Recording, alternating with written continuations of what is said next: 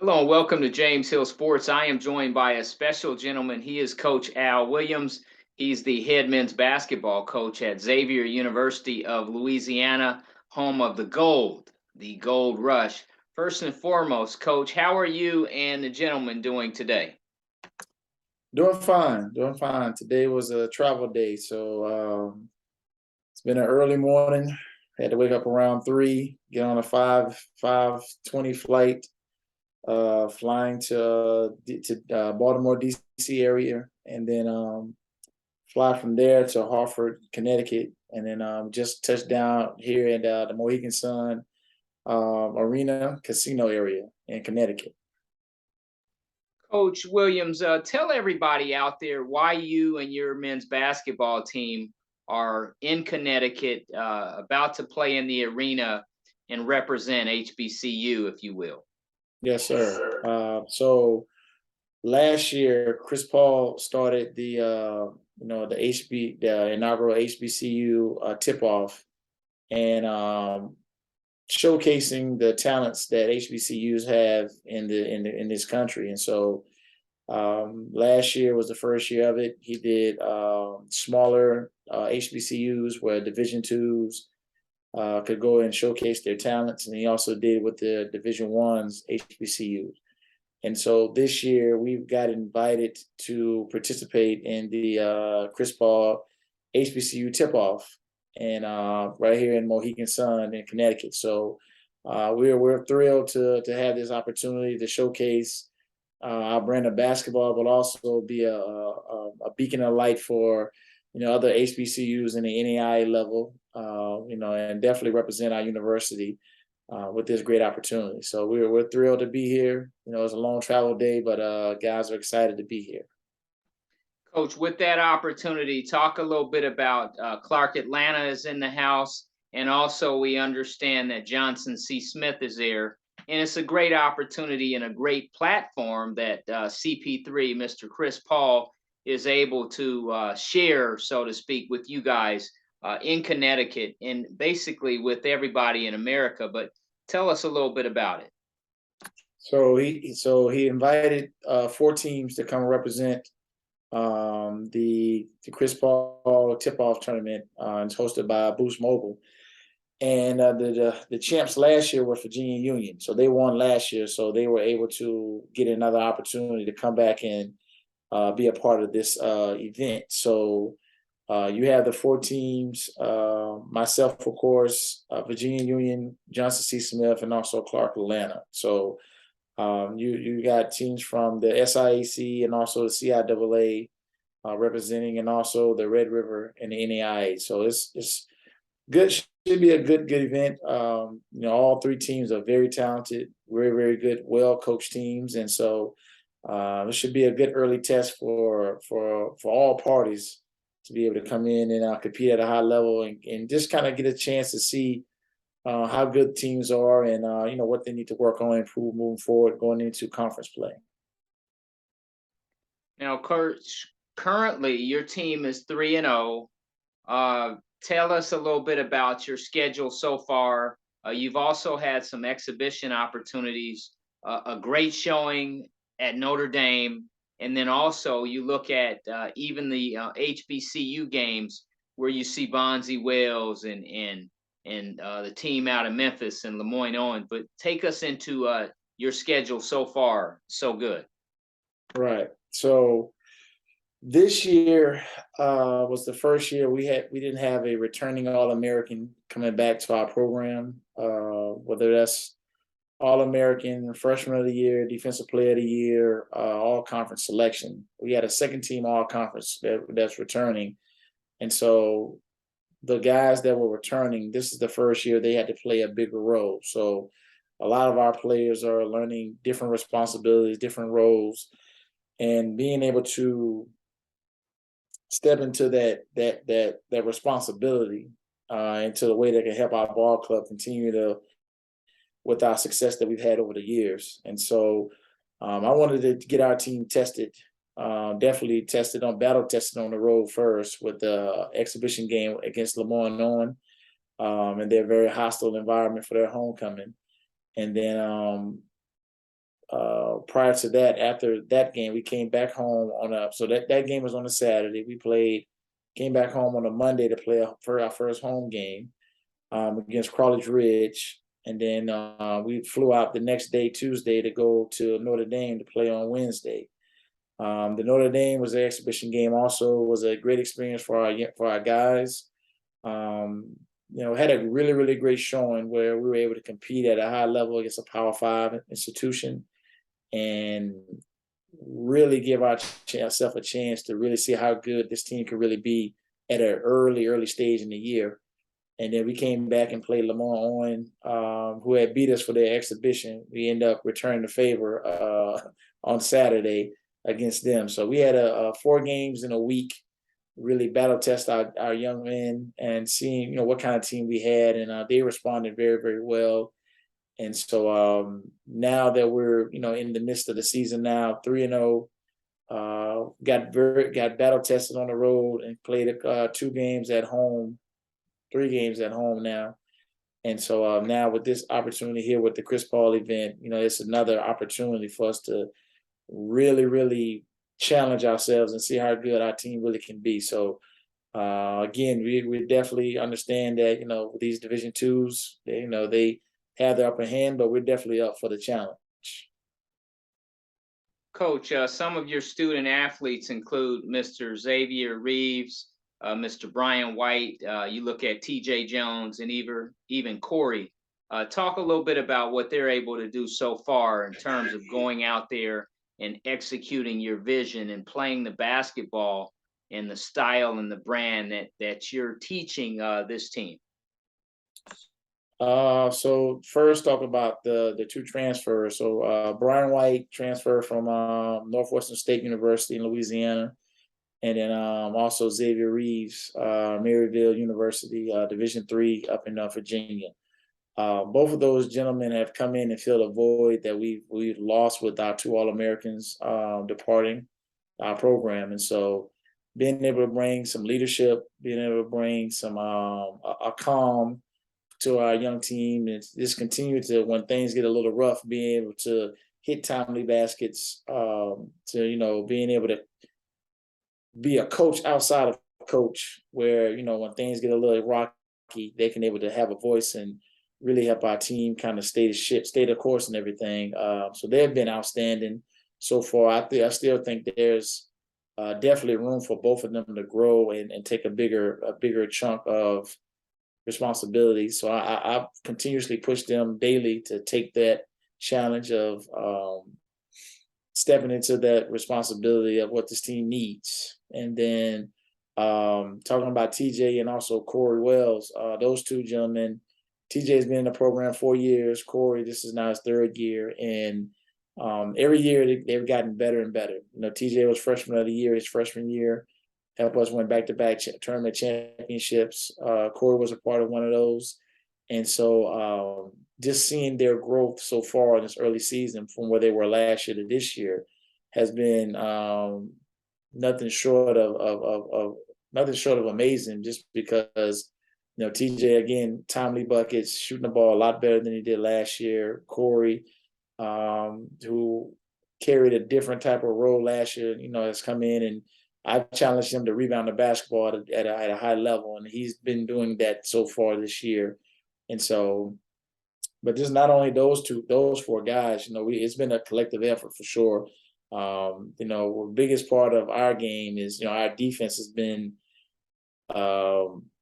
getting where we want it to. It's not mid-season form yet, but it's getting to where, we're one of those top 5 defensive teams in the country. And that's kind of what we're striving to. And I think once all the dust settles, I think we're going to be right there where we need to be at defensively, just creating all kind of havoc and then being able to use our defense for offense. Now, Coach, right before you left Louisiana, you were able to defeat your crosstown rival, one of them. Mm-hmm. Talk a little bit about that victory, as that sets up good foundation as you move through the season. Just talk a little bit about the Southern game. Well, SUNO, as they refer to Southern University of New Orleans, this was their first year back from since they canceled the program, and so they were a very scrappy group of young men that came in to play. Um, for transparency, they had us on the ropes for about 34 minutes of the game. They jumped on us early with an early lead, made us call the first time out. They had the lead going into halftime. And then, our guys just kind of chipped away second half to kind of position ourselves to kind of, position ourselves to get back into the game and ultimately winning the game. So great. It was a great game for us, coming off of a great showing against Notre Dame, and then being able to try to pull that same energy from Notre Dame to come into a game against Southern. We didn't start the game as well as I had wanted to, but the response of being able to be down and then fight and find a way to get the win, those are definitely true makings of a champion. And so hopefully we can utilize that win, that game, to be able to help us move forward throughout the year. So when we do have some tough times, we've been there before, and we're able to know exactly what we need to do to get back into the game. Coach, the Convocation Center has been a blessing. Has been a blessing for your program. You guys win basketball games in that environment. Talk a little bit about that and how special it is. So we've been blessed. We've been blessed. I tell everybody, Katrina was a blessing in disguise. It left a lot of pain, a lot of heartaches for the city.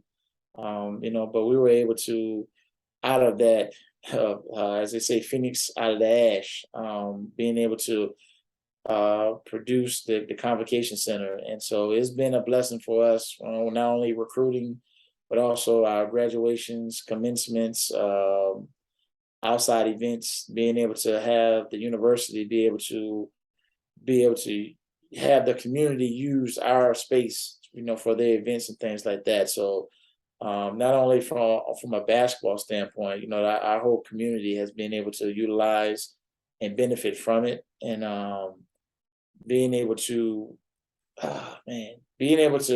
as bring recruits into town, then get a chance to look at our arena. We have one of the top arenas in the state, and it's we definitely appreciate it, but it also comes with a responsibility. And so we always tell the guys, hey, are you sure you can handle this responsibility coming in here? Because that's what it is. And so I think the guys who we do a good job of telling the story and the history of the program, and having our guys understand the responsibility that's associated with it. So we definitely appreciate the opportunity that we do have to play in the Convocation Center, and we don't take it lightly at all.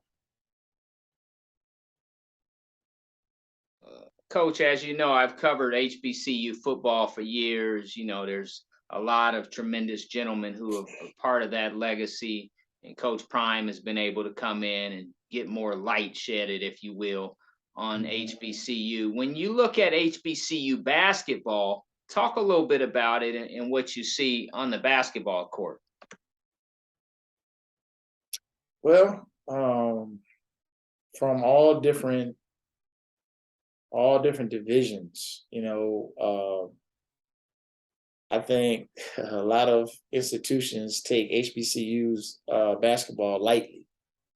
Outside of HBCUs, and those times I think have definitely gone away. As you see recently, my good buddy Landon Bussey that's at Alcorn, they just defeated Wichita State, and then you had another one of my good buddies, Dante Jackson at Grambling. He just defeated Colorado, and so historically, those are games that HBCUs would lose. But for those guys to go in and set the bar of, hey, yes, you're HBCU, but you still can win here. Setting that precedent that you can be able to win here and win big here. And so I think the times of not being recognized for our talents are long gone. And I think that, now people are starting to realize, like, man, hey, these dudes got some players too. And so Um, I was happy to see that, and then also with our showing going to Notre Dame and playing, and then even last year when Notre Dame played Howard, Howard had a great showing, and I think that like I said, now the opportunities are coming more available, and again now people are seeing that there are other options outside of the predominantly white institutions, and also just being able to have a different route to be able to go to where you're trying to go. So I'm ecstatic about the direction of what HBCUs are going, the leadership, even in the women's basketball. Coach I think Tamika down at Jackson State, what she did in the tournament was unbelievable. And so you just have so many examples of, yes, Dion's doing it at the highest level, and he's definitely highlighting, but there's so many others that are doing the exact same on either a minimal scale or a smaller scale. And so this is a really, really good time for HBCUs right now in basketball. Coach, in years past, we covered you out of the Gulf Coast Conference. You guys made the move over to the Red River, Mhm. and you were telling me in a previous interview seasons ago how competitive the Red River can be. Talk a Mhm. little bit about it being back now that you've been back, and what it's been like for you. Right. So this is the start of year 2 in the Red River. Um,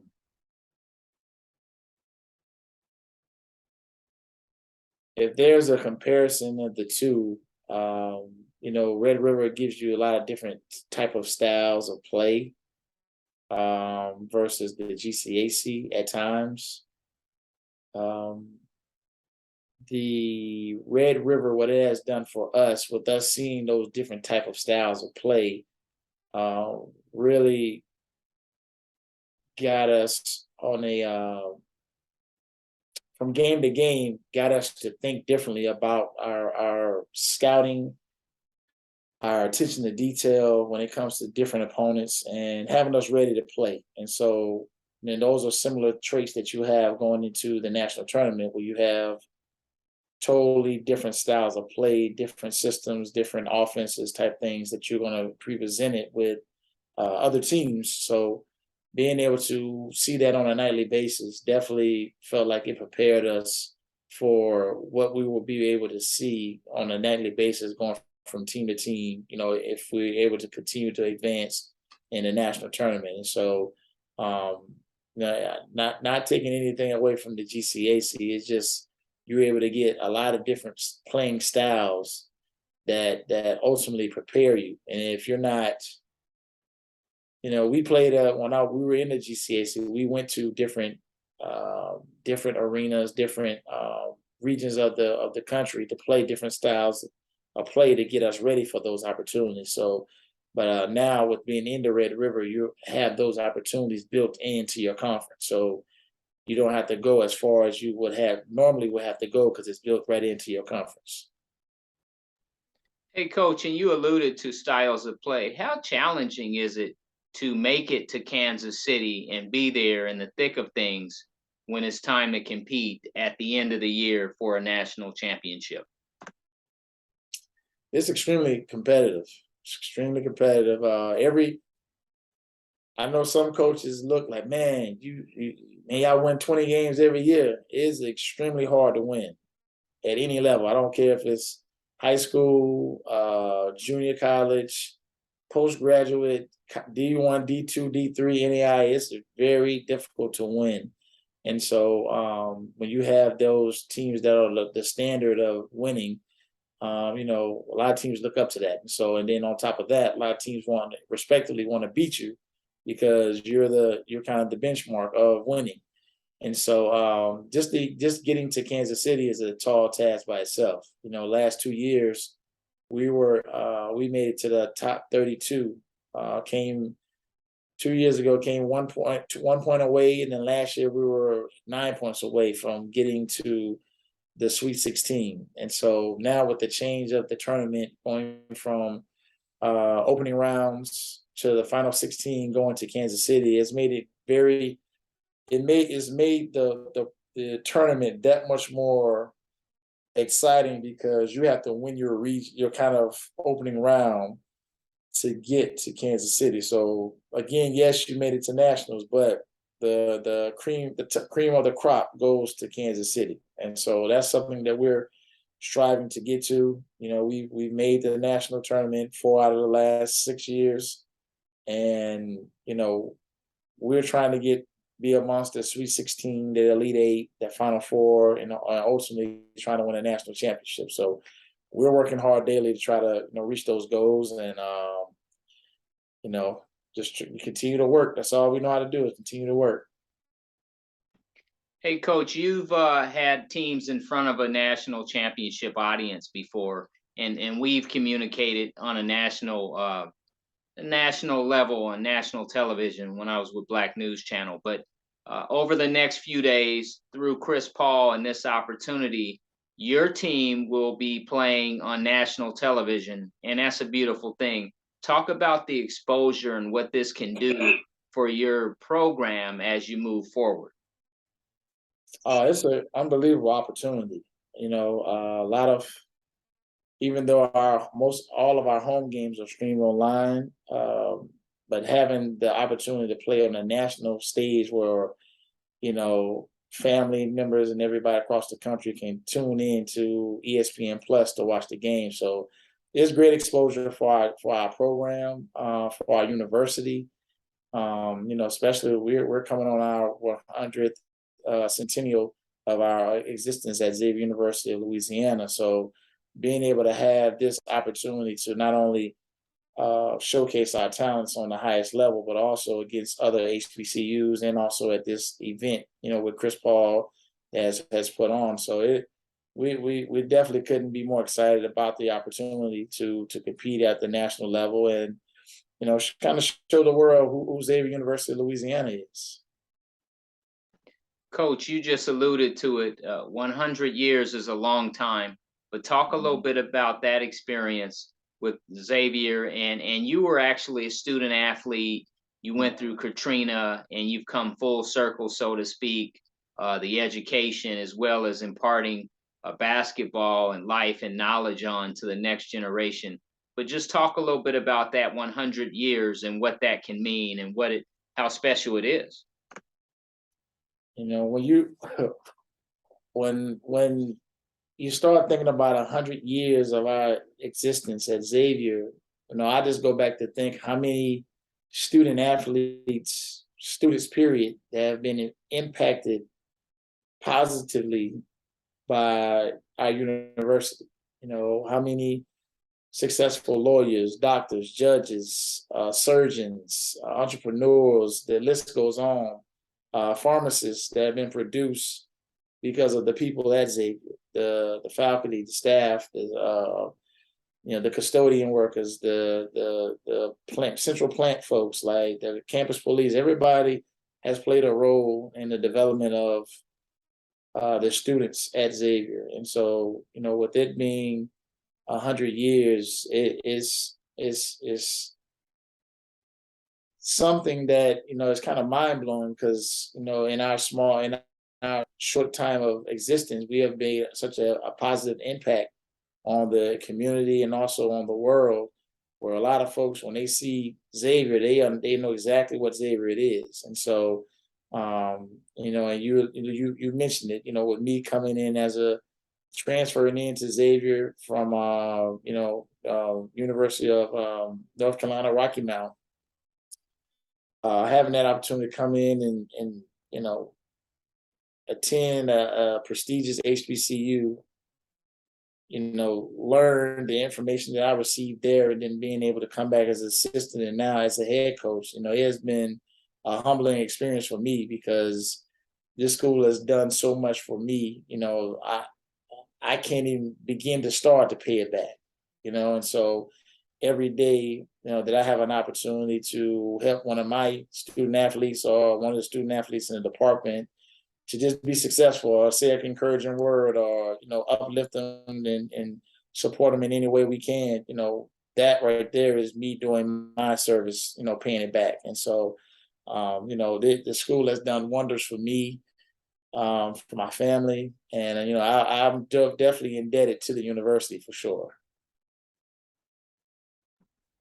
Coach, when you look at the Boost Mobile Chris Paul HBCU tip off, there's your school, Johnson C. Smith, Clark Atlanta, and Virginia Union. Just talk a little bit about this opportunity, national television, big stage, great arena, and an opportunity to win a championship. And it's deeper than just winning a trophy. There's a lot of moving parts there, but just talk a little bit about this particular golden opportunity, if you will. Man, again, Virginia Union won last year, so everyone's chasing them. To be recognized with those institutions is a great opportunity for us, because if we can come in and do what we're supposed to do, and continue to get better in the process, man, be able to hold our own, against these Division II powerhouses. Um, that speaks volumes for our institution, moving forward. And so, I definitely believe in us getting challenged, getting ourselves ready for our conference. And I think that the only way you get challenged is by playing some of the best teams in the country. And so, Virginia Union last year had a similar record to ours, 23-7. Clark Atlanta, they have a new coach, and Coach Alfred, man, and he's going to do a wonderful job there. He was there with Coach Walker was there when they won those championships, and Coach Joyner at Johnson C. Smith, he's been a staple in that community for a long, long time. So the history of those programs, and we're trying to become one of those teams that, nationally people start talking about it. Hey, when they do mention Xavier University of Louisiana, that's the same Xavier that played Notre Dame or went to Chris Paul tournament and really had a great showing. So those are kind of things that we're looking forward to, and really, really positioning ourselves to be one of those, HBCUs that a lot of people talk about, not only from the academic piece, but also from the athletic side also. Coach, in closing, how interesting and how challenging is it to be a head men's basketball coach at the university level? Well, I guess where do you start? Where do you start? Oh man. Um, so at a smaller college, as a head coach at a smaller college, you wear multiple hats. Um, at times, I'm probably wearing 5 to 6 hats at one time, and it can get overwhelming and challenging at times. But that's when you lean on your help of your staff more than anything. And so, it has its challenges, but it also has its benefits. Every May, this is now my 3rd class of graduating guys, and since 2016, we're up to about 18 student athletes that we've graduated, and that went on and done some amazing things. So, to have the opportunity to be a head coach, to be able to impact young people, to be able to make a difference in, some of these young people fill holes and gaps that they may have had, whether it's not having a father figure or needed a mentor or having somebody believe in them, like those things.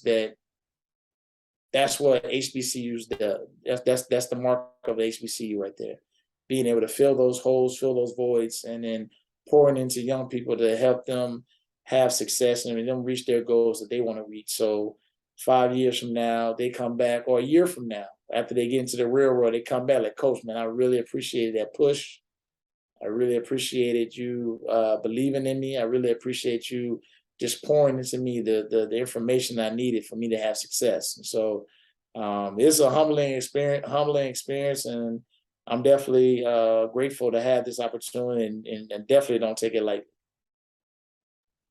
Coach, in closing, are there any final comments you want to share with the audience as we think about the Xavier University of Louisiana this year, your gold rush, and student athletes graduating and playing basketball at a high level. Any final comments? I'll just say Xavier's known more than just academics. You know, um, we had one of the longest 20 win seasons in the state of Louisiana. Our athletics department has been, I can't even name the number of championships we won as a department in the last 5 years. It's been volleyball's been consistent, track and field, that we just brought back is doing well. Softball is gaining ground. Our women's basketball team, men's basketball, tennis is top 5 every year, top 10 every year in the country. And so, our institution is known more than just academics. We're becoming a staple in the athletic world, and I think that's a testament to our coaches, a testament to our student athletes that we're recruiting, but also the vision that's been laid in place from our administrative staff. So we couldn't be more thrilled about the presenting and representing the university at a national level, and we're just excited to go out here and do the work, and hopefully our recognition definitely comes out of that.